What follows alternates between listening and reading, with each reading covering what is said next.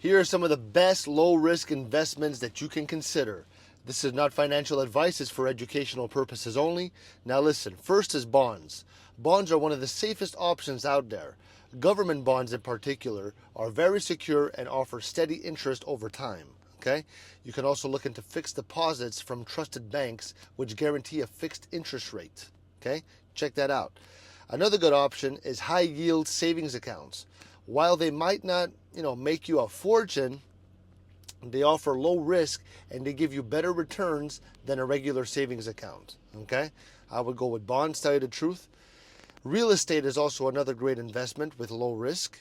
Buying property in a stable market can really provide a steady rental income and the potential for long-term appreciation.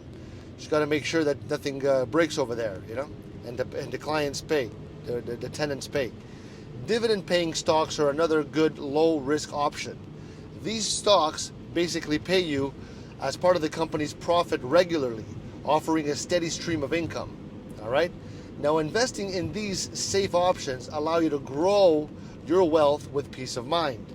Now, if this video was helpful to you, leave me a like. I love you.